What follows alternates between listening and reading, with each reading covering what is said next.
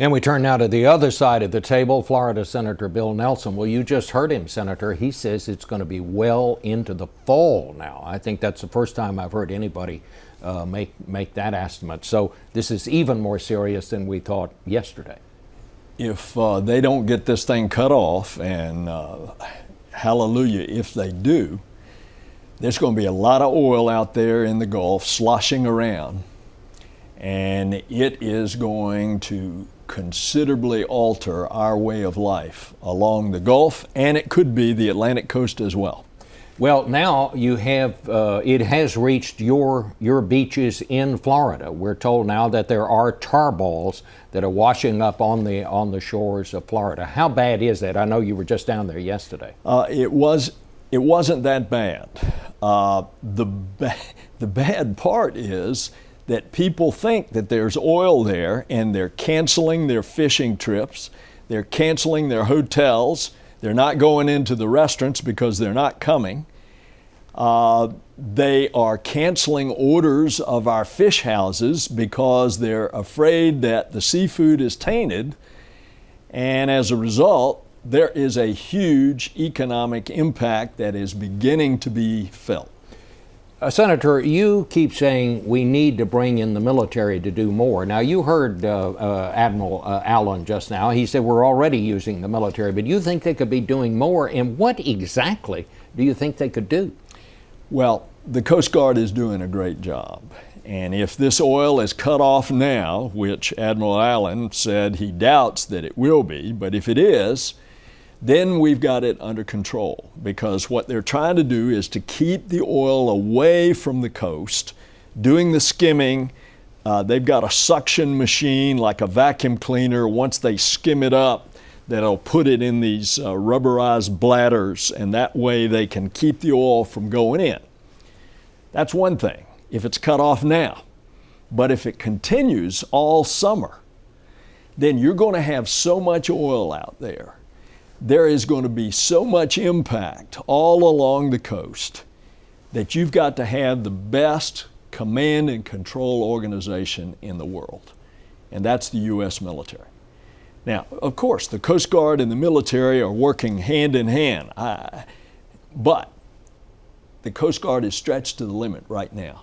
Those guys are going just as hard as they can go. They barely have time to get rest and sleep.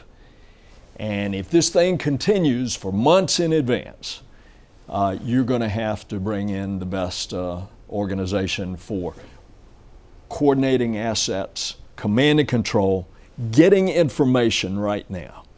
You told me just a while ago that while you think the Coast Guard is doing a great job, and you said that again, you also said you kind of got the runaround this weekend when you were trying to find out exactly what's out there in the Gulf. Tell me about that.